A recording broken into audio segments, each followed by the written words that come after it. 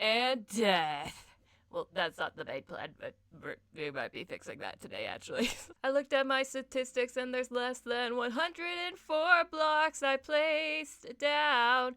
As in terms of command blocks, I thought it would be more impressive, but that is okay. And this is where we start off. Ladies and gentlemen, boys and girls, Phineas and Ferb, welcome back to another episode of Recreating the Phineas and Ferb Funhouse. As you can see by all this, it hasn't been the easiest task. But we can go into the void. Just you and me and the infinite void. Kinda makes me want to play saxophone, huh? There's only so many things I can quote with the word void before we need to move on. So one of the things we need to address today is how I built the earth. It's not the most regal thing, you could say. Now these episodes are going to get a little more complicated from this point out, because there's certain things I think I'm going to pick not to include in the Funhouse from that whole Funhouse episode, and things to include. Because beyond this point, the Funhouse gets pretty crazy in the episode. It switches a whole bunch of points of views and a bunch of things like that. But the one I want to start with is this one. For what I want to do is make the Funhouse like one thing. So I want to add a bunch of the rooms together where they can access each other and not just like a ride through the whole thing. Sorry, I'm talking with my hands. You guys can't see it. Yeah, so then they all so you can kind of explore an area too, if that makes sense. So that's what I want this last bit to be, like almost a Funhouse area you can explore.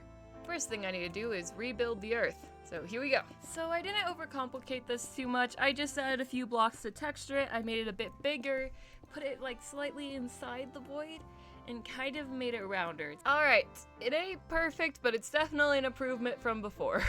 So now that we've done that, it's time to get to this. So everything in this room appears to be white, but it has that slight pattern, almost like newspaper print. So I'm gonna go ahead and look to see what we've got to work with here.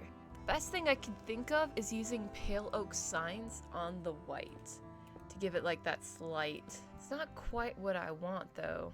Okay, you guys will have to bear with me because I've never done this before. All right, we've got this though. Okay, I'm hoping to use light gray.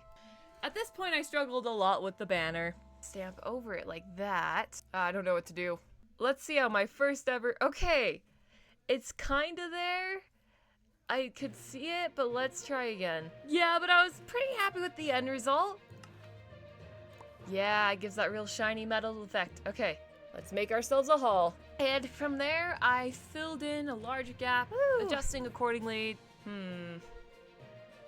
Not completely happy with this width, I think, until I was happy with it. Should be able to move off to this side, and much better. And then from that, I placed down banners and put doors about every 2 blocks. And then I was finally done with the design. Alright guys, this room's kind of doing something to my brain here.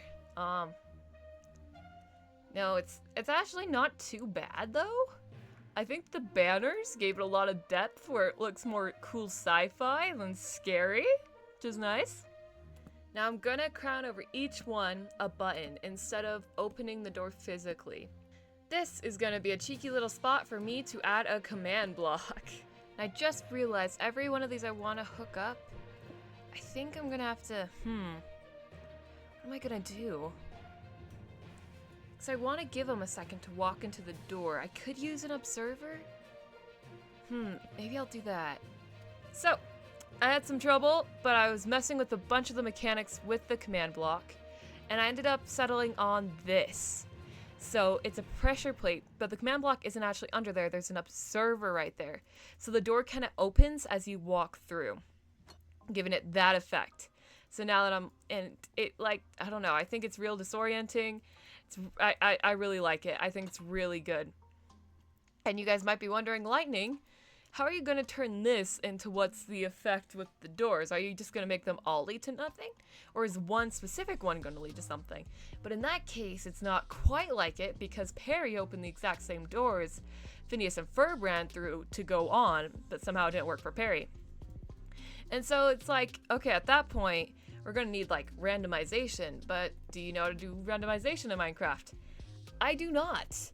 So what are you going to do, Lightning? Well, I'll tell you guys. It's a little thing I keep doing called cloning, and I will demonstrate that now. You see, Perry the platypus, when I use my cloninator, it's going to create each one as a separate segment. And you see, one may get stuck in one area because some of these will unknowingly teleport you to this one, where the door combination changes. So things are going to be different. And I'm not just stopping at 2. We are doing a few of these. This is meant to be super disorienting. And I mentioned earlier that I wanted to make like an actual almost area for Funhouse to like explore and stuff. And I'm still going to do that even with this on top of it. Oh, that was a little close. Okay, I'm glad I didn't hit that. So one of these is actually going to lead to that area. So one of these is going to be hooked up to that area, and that's the one with the door that leads. That's not endless or leads to somewhere else. This is devious. I don't know. I'm gonna lose track of where to go with this. So I think I am gonna stop at 6. And given that each side has 6, 7, gives a total of 84 different choices, disguised as 14 different choices. Then you'll be so stuck, Perry the platypus, that I could take over the tri-state area! And only one of the 84 will be correct. It's brilliant, brilliant, brilliant, I tell you. Genius, I say. I am so excited. I wish I'd set this up a little bit better before I started cloning them, though, if I'm being honest, because now I gotta place all these like so. But that's okay. And for now, I want to thank you all so much for watching. Hope you have a blessed life and hope your lucky days out there having some fun, doing some things, and trying some new things. Ha ha ha. I need to work on my evil laugh. If I'm not doing an impression, it's not that intimidating. But yes, we will continue this in the next episode because this is a lot.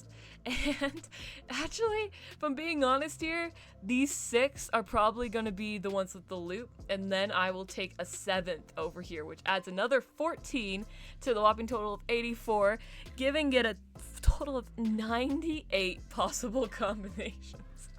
I'm so excited. And I will see you all later. Goodbye, ladies and gentlemen, boys and girls, sunsets and clouds. It's just you and me and the infinite void. God, I'm on mix. Oh. From this point, I got into it, and I struggled a lot with the banner. Here's some clips. Yeah, that's me. Wait.